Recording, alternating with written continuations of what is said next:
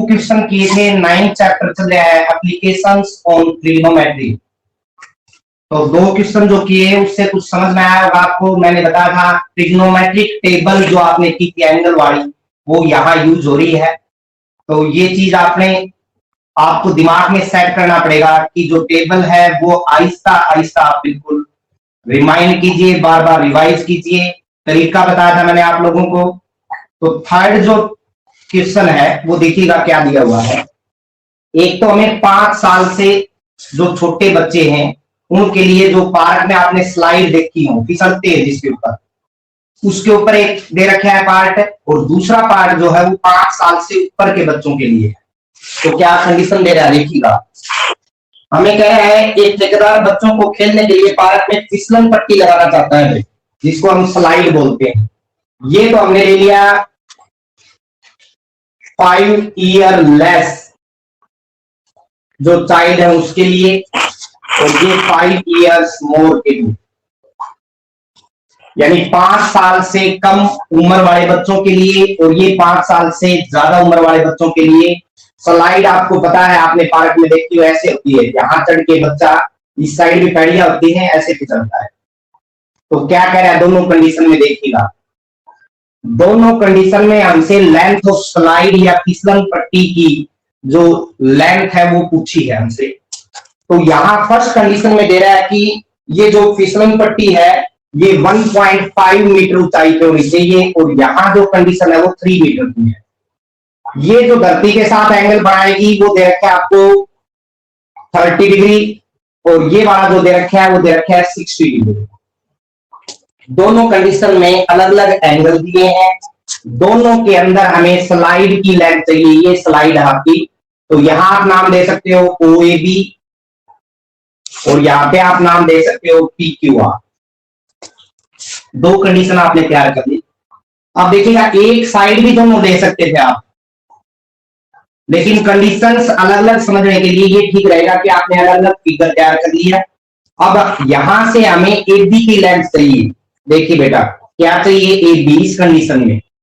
तो AB by में मैंने आपको बताया था जो गिवन है, गिवन क्या है OB, और इनटू में क्या कर दिया OB।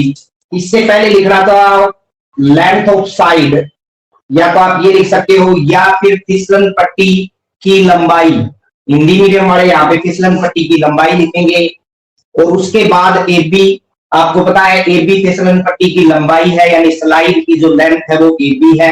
हमने क्या किया, AB को OB से डिवाइड किया, इनटू में OB कर दिया। यदि OB को OB से कैंसिल करोगे तो AB वापिस आ जाएगा। अब इसको देखिए, यहां से यदि हम देखेंगे AB पाई में OB, यानी AB क्या है आपका हाइपोटेनियस यानी कर्ण। साइड में लिखना चाहो आप लिख सकते हो कर्ण बटा में जो OB लिया है वो OB काम कर रहा है लंब का, या फिर हाइपोटेनियस बाई में परपेंडिकुलर। हाइपोटेनियस बाई में परपेंडिकुलर फार्मूला था कोसिकेंट थीटा का। अब थीटा की जगह कौन काम कर रहा है 30 डिग्री। किसका फार्मूला था भाई, कोसिकेंट थीटा का। यहां आप रख सकते हो साइड में ये रीजन। उसके बाद देखोगे आप कोसिकेंट 30 डिग्री इनटू में OB कितना है 1.5। कोसिकेंट 30 का मान 2 होता है, आपको पता है, ये भी रीजन दोगे आप। Cosecant 30 degree is equal to 2 into में 1.5, यानी ये आपका क्या आएगा, 2 से मल्टीप्लाई करोगे तो 3.0 यानी 3 मीटर। पहली कंडीशन में जो लेंथ ऑफ स्लाइड आई यानी फिसलन पट्टी की लंबाई जो आई वो 3 मीटर आई। सेकंड कंडीशन में यदि हम देखेंगे, यहां से देखिएगा, हमें लेंथ ऑफ स्लाइड या फिर फिसलन पट्टी की लंबाई जो है वो RQ लेना पड़ेगा। RQ को हम क्या लिखेंगे बेटा, RQ बाई में जो गिवन है क्या PR इनटू में PR। ये आपको पता है बेटा, मैंने पहले ही बता दिया था, ये यहाँ पे 90 डिग्री का एंगल बनेगा। उसी वजह से आप ये जो फार्मूलाज है वो अप्लाई कर रहे हो। अब RQ क्या है आपका, कोई सेम कर्ण बटा में लंब, यानी हाइपोटेनियस बाई में परपेंडिकुलर कोसिकेंट का काम करेगा। कोसिकेंट एंगल क्या बन गया भाई 60। तो यहां रीजन दे सकते हो आप, कोसिकेंट 60 का जो मान है वो क्या होगा 2 बाई में √3। अब यहां रखोगे बेटा पी आर का मान, पी आर का मान कितना भाई 3। कोसिकेंट 60 का मान रखा आपने 2 बाई में रूट 3 इंटू में 3। 3 को हम क्या लिख सकते हैं बेटा अंडरूट 3 का स्क्वायर। तो एक पावर यहां पे कैंसिल होगी, तो यहां जो बचेगा आपके पास 2 अंडरूट 3 मीटर। मीटर में दे रखा है तो मीटर में आ जाएगा। सेंटीमीटर में यदि आपको दी है लेंथ तो आप सेंटीमीटर में लोगे। तो दो कंडीशन में आपको अलग अलग स्लाइड दी हुई थी, यानी लेंथ ऑफ स्लाइड चाहिए था हमें। तो दोनों कंडीशन में आपने यहाँ इस ट्रायंगल में यानी 5 वर्ष से कम जो उम्र के बच्चे उनके लिए ये रीजन दिया आपने, यानी ये ट्रायंगल ली, और ज्यादा के लिए ये ट्रायंगल ली। दोनों में सेम फार्मूला अप्लाई हो रहा है, बस एंगल डिफरेंट है। यहाँ 30 यूज किया बेटा और यहाँ पे 60, दोनों का मान रख दिया आपने दोनों जगह, आपका आंसर आ जाएगा। अगला क्वेश्चन देखिएगा भाई क्या दिया हमें। यहां सबसे मेन पॉइंट है कि क्वेश्चन आपको समझ में आना चाहिए, दिया गिवन क्या है और निकालना क्या है। पहले क्वेश्चन में दिया है कि भूमि के एक बिंदु से जो मीनार के पास बिंदु से 3 मीटर की दूरी पर है। मान लीजिए ये भूमि का बिंदु है और ये मीनार है। ये आपका जो फुट ऑफ परपेंडिकुलर बोलते हैं या फुट ऑफ जो मीनार दे रखी है वो उसका फुट, या आप हिंदी में बोलोगे पाद बिंदु। तो दोनों का डिस्टेंस जो दे रखा है वो हमें दे रखा है 30 मीटर पर। और यहाँ पे मीनार के शिखर के साथ ये भूमि का जो बिंदु दे रखा था वो कितने डिग्री का एंगल बना रहा है 30 डिग्री का।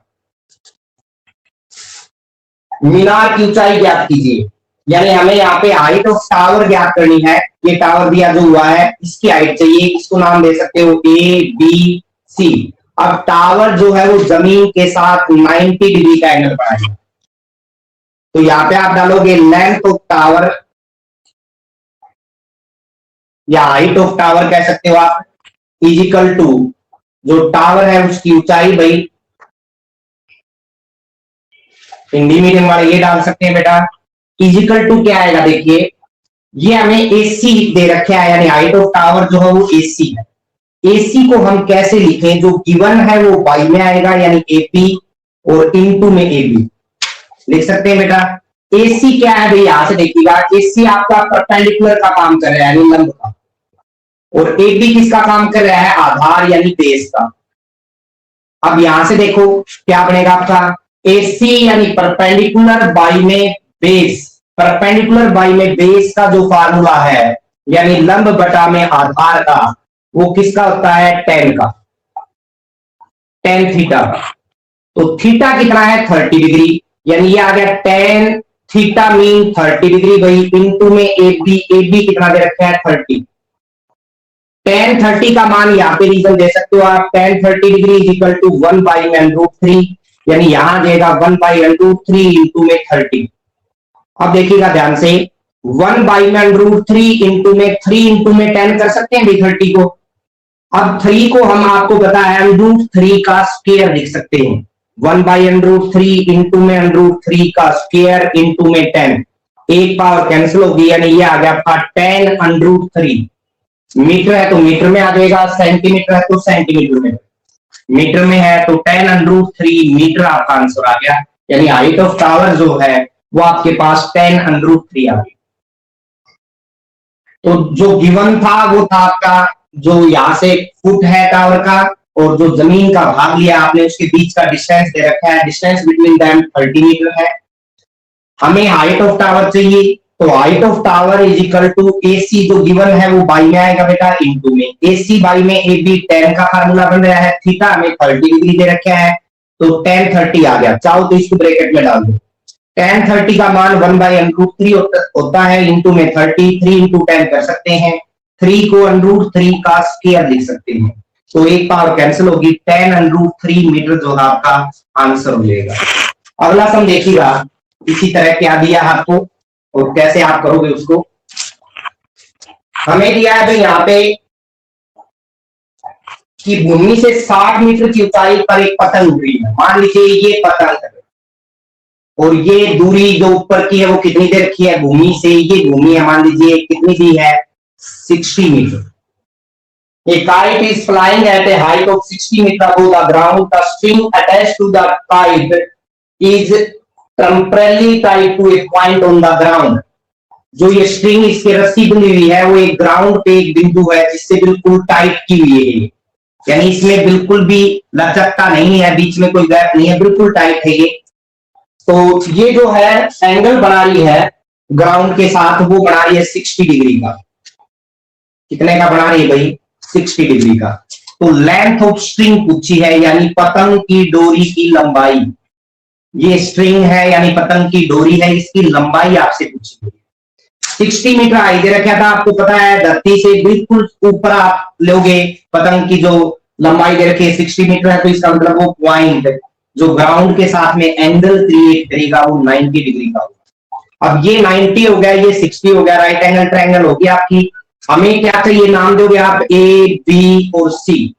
हमें चाहिए लेंथ ऑफ बीसी। आप लोगे लेंथ ऑफ स्ट्रिंग या फिर डोरी की लंबाई। क्या बनेगी भाई बेटा? यहां से देखो बीसी बन गया, बीसी बाई में गिवन क्या है आपको? एसी, और इनटू में क्या कर दिया आपने? एसी।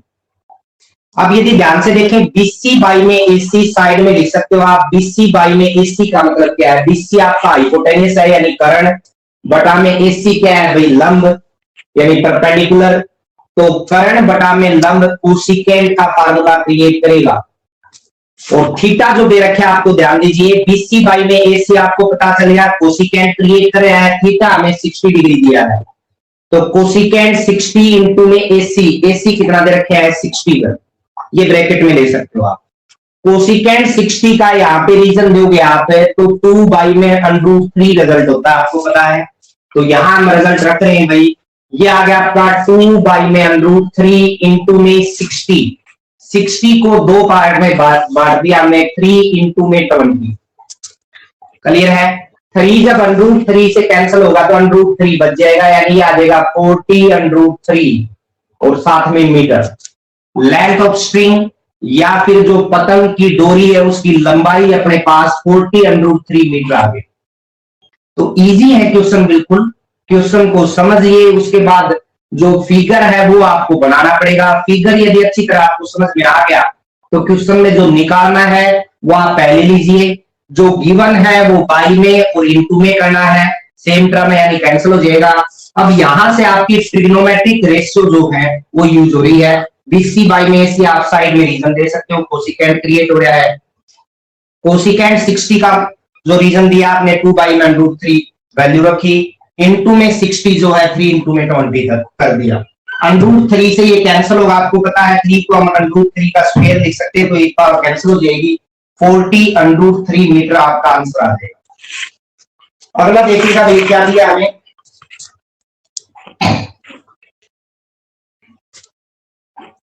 अगले क्वेश्चन में हमें दे रखा है बेटा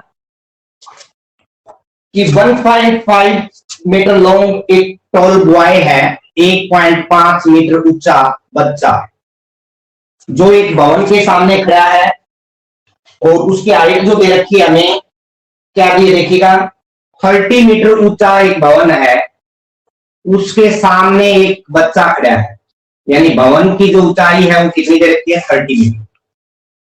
तो यदि मैं यहां से इसको मिलाऊं और जो जहां से बच्चे की हाइट है उसको मिला दूं, तो ये जो डिस्टेंस है वो कितना बच गया? 1.5 मीटर। तो ऊपर की जो लेंथ बचेगी वो कितनी बच गई भाई? 30 में से ये कम हो जाएगा, यानी 28.5 मीटर। तो क्लियर है ना? बच्चे की जो आइज है वहां तक की हाइट जो दे रखी है, यानी बच्चे की जो हाइट है 1.5 मीटर है और भवन की जो है 30 मीटर है, तो हमने इक्वल ले लिया बिल्कुल पैरेलल में। तो ये जो ऊपर की हाइट बची, यानी बच्चे को छोड़ के जो ऊपर भवन बचा है वो 28.5 मीटर है। अब क्या दे रखा है? इसमें कहा है तो उसके आंख के साथ जो एंगल बन रहा है, यहाँ पे जब बच्चा है तो उसका एंगल बन रहा है 30 डिग्री का, बिल्कुल उन्नयन कोण दे रखा है, यानी एंगल ऑफ एलिवेशन। हमें क्या दे दिया है? यहाँ पे जब बच्चा है तो 30 डिग्री एंगल बन रहा है। जब बच्चा भवन की ओर बढ़ेगा तो सिंपल सी बात है, जब बच्चा आगे चलेगा तो एंगल भी बढ़ेगा। जब यहां पे आया तो बच्चा अपनी आईज के साथ जो एंगल बना रहा है वो कितने डिग्री का बना रहा है, 60 डिग्री का। एंगल ऑफ एलिवेशन जो है वो 30 से 60 कन्वर्ट हो जाएगा। क्लियर है। अब हमसे क्या पूछ रहा है ये, भाई जहां से डिस्टेंस ऑफ वॉकिंग, आप ये कह सकते हो या फिर इसको बोल सकते हो आप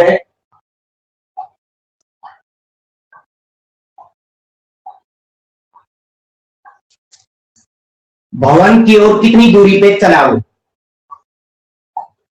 जहां से बच्चा खड़ा था वहां से भवन की ओर कितनी दूरी पे वो चला।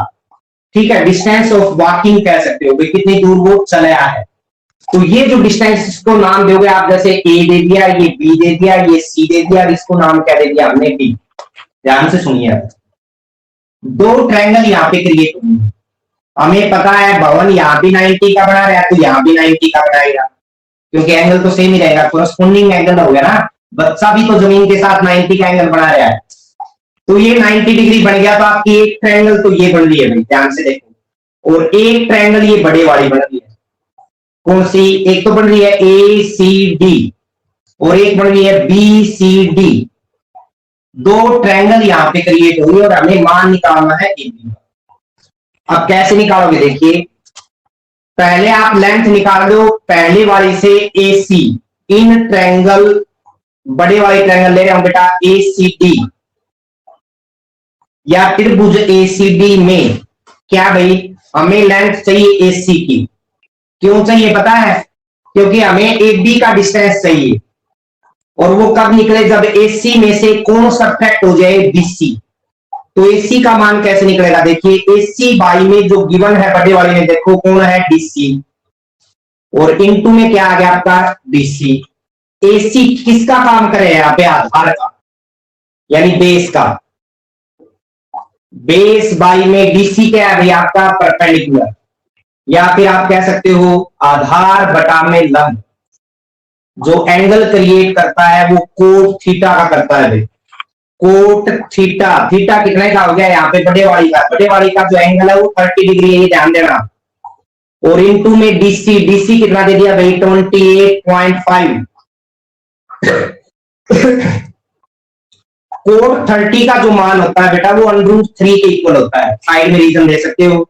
तो ये आ गया 28.5 इनटू में √3, और साथ में मीटर है तो मीटर नहीं तो सेंटीमीटर।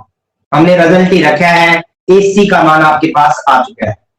अब यदि दूसरे केस में हम मान निकालें इन ट्रायंगल, दूसरी है बीसीडी या त्रिभुज बीसीडी में मुझे मान चाहिए बीसी का। बीसी लिख लिया भाई आपने। अब बीसी के बाई में कौन आए, सीडी, और इनटू में भी सीडी आए। बीसी बाई में सीडी कौन सा एंगल क्रिएट कर रहा है, वही सेम या उल्टा है। बीसी यानी लंब, सॉरी आधार बटा में लंब, बीसी बाई में सीडी यानी कोटि क्रिएट करेगा। बेस बाई में परपेंडिकुलर, कोट थीटा ही बन रहा है, यानी ऊपर वाला रीजन चल जाएगा, दोबारा कहने की जरूरत नहीं है। तो ये बना आपका कोट थीटा। थीटा कितने का आ गई, 60 डिग्री का। और इनटू में सीडी, सीडी कितना दिया बेटा आपको, यहां से देखिएगा ये पूरी 30 की आप यहां पे ले सकते हो, साइड में पूरी लेंथ 30 थी। तो कोट 60 इंटू में सीडी का मान 28.5 है भाई। कोट 60 का मान क्या होगा बेटा, 1/√3। कोट 60 1/√3 होता है, इंटू में 28.5 यानी 28.5 बाई में √3, और साथ में क्या आ गया मीटर। अब क्या करें हम, हमें जो रिजल्ट है वो चाहिए था ए बी का, या डिस्टेंस ऑफ वॉकिंग आप लिख सकते हो, या बच्चे के द्वारा तय की गई दूरी। तो बच्चे के द्वारा तय की गई दूरी जो है वो ए और बी पॉइंट है, यानी जो डिस्टेंस है वॉकिंग का वो ए बी बन रहा है। अब ए बी कैसे निकले, एसी में से हम क्या सब्ट्रैक्ट करें, बीसी। एसी क्या दे रखा था भाई आपको, एसी आपने निकाला 28.5, साथ में √3 है भाई, माइनस में 28.5 बाई में √3। दोनों में से 28.5 बाहर आ गया, यहां बचे √3 माइनस में 1/√3। ध्यान से देखिए भाई, 28.5 इंटू में √3 एलसीएम लोगे आप, दोनों की मल्टीप्लीकेशन होगी, 3 आएगा। 3 - 1 क्या होता है बेटा, 2, और y में कितना आ गया √3। अब 28.5 को यदि आप मल्टीप्लाई करो, यहां लिख रहा हूं मैं, रिजल्ट देखिएगा, 2 5 10, 2 8 16 और जो 1 था आपका 17 हो गया, 1 आगे चला गया, 2 2 4 और 1 5 यानी 57 आ गया। y में कितना आ गया भाई √3। क्लियर है इतना। अब यदि 57 को आप डिवाइड करो तो 19 3 57 होता है और y में √3 आपस में कैंसिल होगा तो बेटा देखिएगा क्या आएगा, √3 से 3 कैंसिल होगा तो √3 आ जाएगा, यानी 19 √3 मीटर आपका आंसर आ।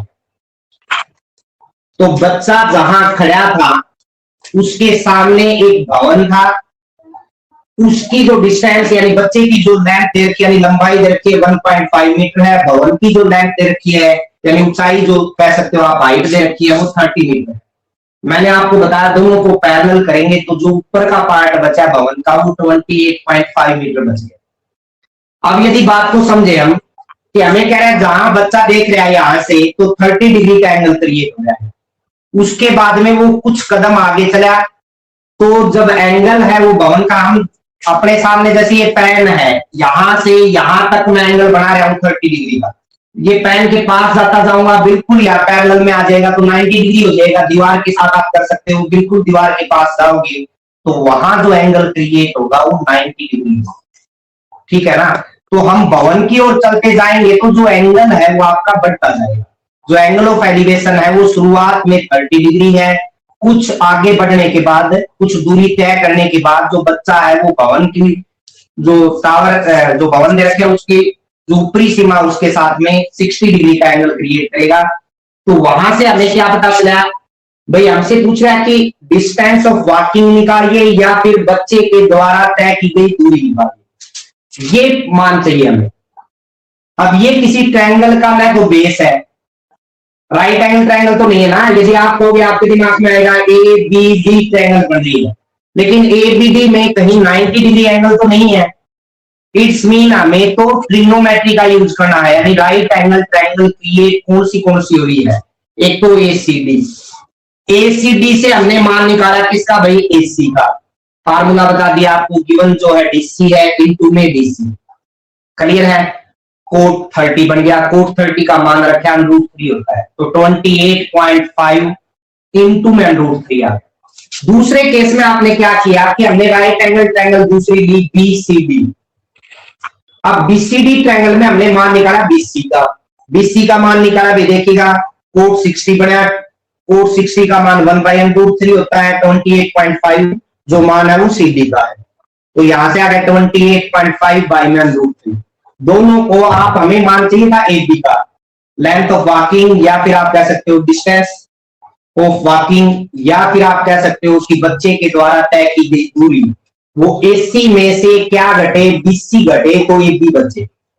एलसीएम लिया 2/√3 आ गया, 2 से मल्टीप्लाई करी 57/√3 बना, 19 3 57 होता है, √3 से कैंसिल करोगे तो ये आपका रिजल्ट आ जाएगा। अगला जो क्वेश्चन है वो देखिएगा भाई क्या दिया है।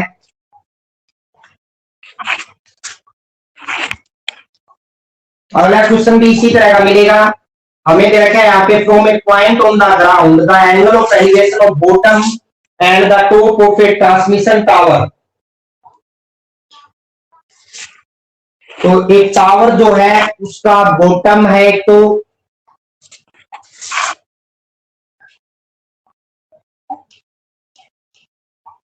हाँ जी, from a point on the ground the angle of elevation of bottom and top of a transmission tower fixed at a top of 20 meter high building। ये बिल्डिंग है भाई 20 मीटर हाई, इसके ऊपर कोई टावर लगा हुआ है तो इसका बॉटम तो ये हो गया, और दूसरा जो कह रहा है इसके साथ में टॉप, दोनों के साथ जो एंगल बढ़ेगा, एक भूमि पे बिंदु लिया आपने यानी ग्राउंड पे पॉइंट लिया, यहां से जो एंगल बढ़ रहा है वो क्या क्या बन रहा है देखिएगा, angle of elevation of bottom पहले दे रखा है तो पहले तो बॉटम के साथ एंगल बनाएगा और फिर आपका टॉप के साथ बनाएगा, और ये दोनों आपने पॉइंट मिला दिए, ग्राउंड और जो बिल्डिंग दे रखी थी उसका जो पॉइंट था उसको हमने मिला दिया। तो ये जो एंगल दिया पहले बॉटम का वो दे रखा है 45 डिग्री, और दूसरा जो एंगल है टॉप के साथ कोरस्पॉन्डिंग, यानी जो आपको कर्व से दे रखे हैं अकॉर्डिंग टू कंडीशन, पहले बॉटम का है तो जो एंगल पहले है वो बॉटम का है, दूसरा जो एंगल है वो टॉप का है। तो दूसरा एंगल जो हमें दे रखा है वो कितना दे रखा है 60 डिग्री। तो उसके बाद हमसे पूछा है find the height of the tower. ये आप लेंथ निकालनी है, ऊपर वाले टावर जो ऊपर पार्ट बचा है वो लेंथ चाहिए। क्वेश्चन आ गया समझ में अच्छी तरह। बिल्डिंग के ऊपर टावर लगा हुआ है, जो बॉटम और जो अप दे रखे हैं आपको टॉप दे रखे हैं उसके साथ जो एंगल ऑफ एलिवेशन दे रखे हैं वो 45 डिग्री एंड 60 डिग्री दी हुई है। तो ये लेंथ चाहिए हमें। नाम दे दीजिए आप, इसको ए दे दिया, इसको बी, यहाँ पे सी और यहाँ पे डी। हमें सीडी की लेंथ चाहिए, यानी लेंथ ऑफ टावर।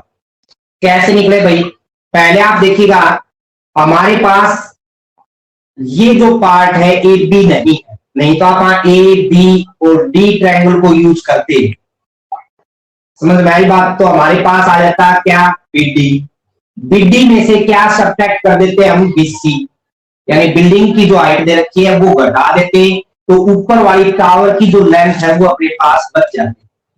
तो अब यहां पे कैसे करेंगे भाई, हमें चाहिए in triangle A B C. ध्यान से देखिए भाई, ट्रायंगल एबीसी में यदि हम ध्यान से देखें या त्रिभुज एबीसी में मुझे ए बी का मान चाहिए, आपको भी चाहिए। ए बी का मान कैसे निकले, क्यों चाहिए ए बी का मान, क्योंकि इस पूरी ट्रायंगल को लेंगे ना तो हम बीडी का मान निकाल सकते हैं इससे। ए बी का मान कैसे निकले इस ट्रायंगल में, देखें ए बी सी में हमें जो गिवन है वो 20 ये दे रखा है बिल्डिंग की जो हाइट है। तो ए बी बाई में हम क्या ले लेंगे बीसी, और इनटू में क्या कर देंगे बेटा बीसी। अब ए बी किसका काम करे है, यहां पे देखो ध्यान से, ए बी काम करे आपका बेस का यानी आधार का, बेस बाई में परपेंडिकुलर, या फिर आधार बटा में लंब। किसका एंगल क्रिएट करेगा, कोट थीटा का। तो कोट थीटा, थीटा कितना दे दिया। अब यहां कंफ्यूज मत होना, जो छोटे वाली त्रिभुज है उसका एंगल जो दे रखा है वो 45 डिग्री है, और इनटू में बीसी कितना आ गया बेटा 20। तो कोट 45 का जो रिजल्ट है वो 1 होगा, इनटू में 20 यानी ये आ गया आपका 20 मीटर। ए बी की जो लेंथ है वो आपके पास 20 मीटर है। क्लियर है। उसके बाद देखिए इन ट्रायंगल, अब उठाइए आप ए बी डी, या इन राइट एंगल ट्रायंगल भी लिख सकते हो, या संपूर्ण त्रिभुज एबीडी में हमें चाहिए बीडी का मान, क्योंकि अपने पास ए बी आ गया ना। अब बीडी बाई में हम क्या करेंगे ए बी, और इनटू में क्या कर देंगे ए बी। बीडी काम किसका करेगा बेटा, ध्यान से देखो लंब का यानी परपेंडिकुलर का। बाई में ए बी क्या है बेस, तो परपेंडिकुलर बाई में बेस या लंब बटा में आधार जो है वो किसका काम करेगा टेन का, यानी टेन थीटा। और थीटा कितना है भाई, बड़े वाली त्रिभुज का जो एंगल है वो ध्यान से देखिए टॉप के साथ बना रहा है वो होगा यानी 60 डिग्री। तो टेन 60 इंटू में ए बी कितना है भाई अपना 20। टेन 60 का मान कितना होगा √3 होता है भाई। तो टेन 60 का यहाँ रीजन देते हुए आप √3, ये आ गया 20 √3 मीटर। अब हमें चाहिए ये टावर की हाइट, हाइट ऑफ टावर, या फिर आप लिख सकते हो टावर की ऊंचाई, वो क्या है भाई आपकी डीसी। अब डीसी निकले कैसे, डीसी तब निकले जब हम पूरी में से यानी बीडी में से क्या घटा दे भाई बीसी।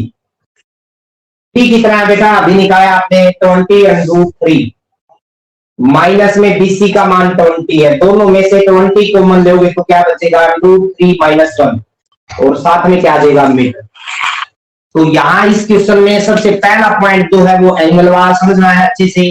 हमने जो छोटे वाली त्रिभुज है यानी ए बी सी जो ट्रायंगल है वो क्यों ली, क्योंकि हमें ए बी की लेंथ चाहिए। ए बी का मान कैसे निकले, उसके बाई में बीसी इंटू में बीसी कराया, ये जो एंगल क्रिएट हुआ वो कोट का हुआ, कोट 45 1 के इक्वल होता है, तो ये 20 मीटर आता है। AB आने के बाद हम बड़े वाले ट्रायंगल को उठाएंगे ABD को, किसके लिए? क्योंकि हमें BD का रिजल्ट चाहिए। अब यदि इससे पहले, इस काम से पहले यदि बड़े वाले त्रिभुज उठाते तो हमारे पास कौन सी भी भुजा की लेंथ नहीं थी, इसलिए AB निकालनी पड़ी। तो क्या किया भाई हमने, BD बाई में AB इंटू में AB किया, ये tan क्रिएट हुआ, थीटा आपका 60 डिग्री है, तो tan 60 का मान √3 होता है, तो 20 √3 मीटर आ गया।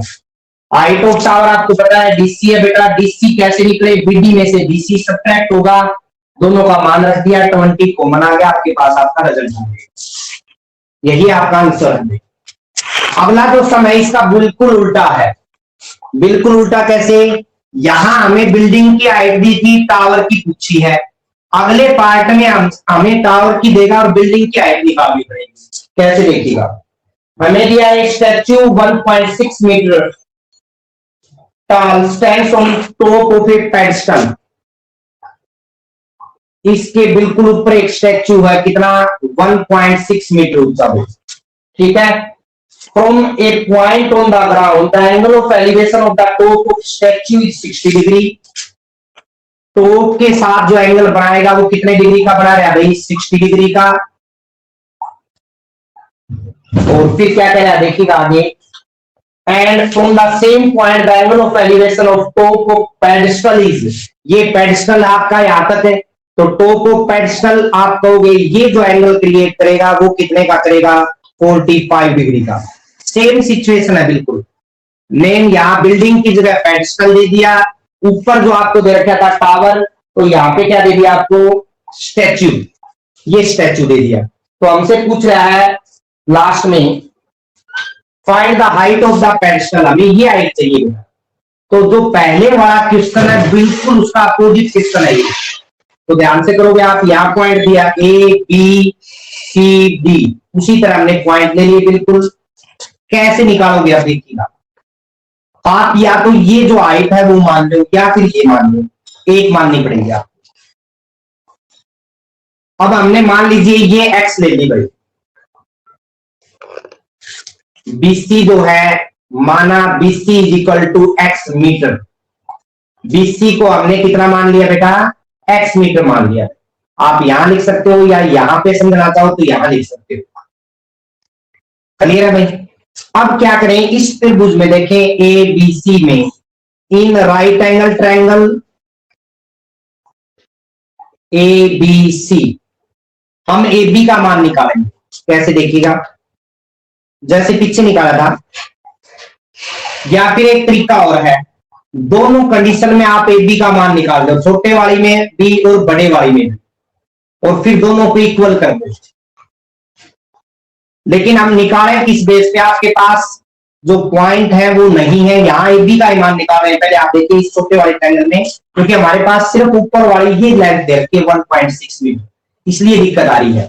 तो AB का मान कैसे निकालोगे देखिएगा। सबसे पहले आप AB इज इक्वल टू क्या आ गया? AB बाई में BC और इनटू में BC। AB is equal to आ गया भाई, AB क्या है आपका देखिएगा? बेस।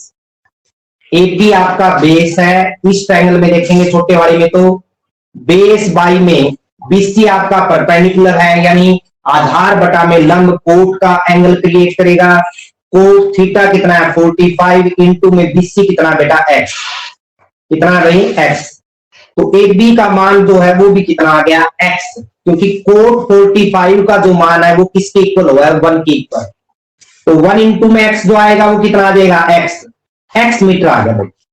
ये जो डिस्टेंस है वो भी कितना आ गया? x। अब आप पूरी लेंथ ले लो। कौन सी? पूरी triangle. In right angle triangle या समकोण त्रिभुज, जो आप हिंदी मीडियम वाले लिखो ABD, समकोण त्रिभुज ABD में हमें चाहिए किसका मान भाई? ये भी हमारे पास है, हम मान निकाल लेते हैं BD का। और यहां BD लिख भी दो साइड में, BD को हम BC प्लस में CD लिख सकते हैं। ध्यान से देखो, क्लियर है? BC का मान हम मान चुके हैं, माना था हमने x, तो x प्लस में CD का मान कितना है? 1.6। ये ध्यान से देखिएगा, ब्रैकेट यहां पे लगा सकते हो, साथ में आ जाएगा मीटर। अब यहाँ देखिए बीडी का मान निकालें तो बीडी बाई में हम क्या लें भाई, जैसे पिछले क्वेश्चन में लिया था ए बी इंटू में ए बी। बीडी क्या है आपका, परपेंडिकुलर बाई में बेस, टेन बनेगा। टेन कितना एंगल देखो कितना है टॉप के साथ 60 डिग्री, तो टेन 60 इंटू में ए बी कितना बेटा एक्स। टेन 60 का मान क्या होगा √3 और साथ में क्या आ गया एक्स। हमें मान किसका चाहिए, हमें मान चाहिए एक्स का। यहां से देखो ध्यान से बीसी का। अब बीडी का मान कितना है हमारे पास, यहां से देखो बीडी ये दे रखा एक्स प्लस में 1.6 इजिकल टू क्या आ गया भाई, तो आया है आपका रिजल्ट √3x। 1.6 जो है आपका इक्वल टू आ गया, यही लिख रहे एक बार, उधर जाएगा √3x माइनस में x। क्लियर है। अब यदि यहां से देखें बेटा 1.6 इजिकल टू जो बढ़ेगा इजिकल टू √3 माइनस में 1 और साथ में x कॉमन आ गया आपका। यदि यहां से x का मान निकाले तो ये जो है वो बाई में आएगा किसके 1.6 के, देखिएगा 1.6 बाई में √3 माइनस 1। अब यहां इस पॉइंट का मान निकाले हम, x इजिकल टू क्या आ गया भाई 1.6 बाई में √3 माइनस 1। इसका हम रैशनलाइजेशन करेंगे तो ये बनेगा √3 प्लस 1, यानी प्रीमेटन जो बताया था आपको वो अप्लाई किया आपने, ऊपर आ गया 1.6 इंटू में √3 प्लस 1। ध्यान से देखना बेटा, नीचे a माइनस बी इंटू में a प्लस बी का फार्मूला बना, यानी a स्क्वायर माइनस में b स्क्वायर, √3 का स्क्वायर 3 बनेगा, माइनस में 1 का स्क्वायर 1 बनेगा, यानी ये मान आ गया आपका x इजिकल टू 1.6 इंटू में √3 प्लस 1 बाई में 2, और 2 से ये कैंसिल करोगे तो 0.8 आ जाएगा, यानी 0.8 इंटू में √3 प्लस 1, ये आपका आंसर आएगा। दोबारा देखिए पिछला सम और ये सम डिफरेंट मतलब सेम है, बस डिफरेंस है यहाँ पे ये दी है और वहां पे ये दे रखा था। हमने बीसी की लेंथ मान ली अपनी ओर से x है, इस ट्रायंगल से छोटी वाली से ए बी का मान भी कितना आ गया बेटा अपना x आ गया, बिल्कुल इजी था, कोड 45 बन रहा था। दूसरे केस में बड़े वाले ट्रायंगल में ए बी का मान आने के बाद हम मान निकाल रहे बीडी का, तो बीडी बाई में ए बी इंटू में ए बी, क्योंकि ए बी अपनी x आ चुकी है तो 1060 बना √3x आ गया। अब बीडी का अकॉर्डिंग टू दिस जो हमने x माना था उस हिसाब से x प्लस में 1.6 आपका रिजल्ट बन रहा है। यहां देखिए यहां लिखा था, तो ये मान और ये मान तो इक्वल ही होगा क्योंकि ये भी बीडी के इक्वल है और ये भी बीडी के, दोनों से हमने क्या किया 1.6 से x प्लस में 1.6 इजिकल टू √3x लिखा भाई, x को उधर लेंगे तो 1.6 इजिकल टू ये आपका रिजल्ट आ गया। यहां से x कॉमन लोगे तो √3 माइनस 1 बन गया, ये डिवाइड में जाएगा, यहां आ गया देखो 1.6 बाई में √3 माइनस 1। रैशनलाइजेशन किया आपने तो ऊपर तो सेम टर्म आ गई दोनों, नीचे a minus b into a plus b की आइडेंटिटी बनी 3 माइनस 1 2 बना, 2 से ये कैंसिल होगा तो 0.8 इंटू में √3 प्लस 1 आएगा। तो ये क्वेश्चन आपने करने हैं अच्छे से याद, उम्मीद आपको अच्छे से समझ में आए होंगे। बिल्कुल पॉइंट क्लियर करके कोशिश की है मैंने समझाने की।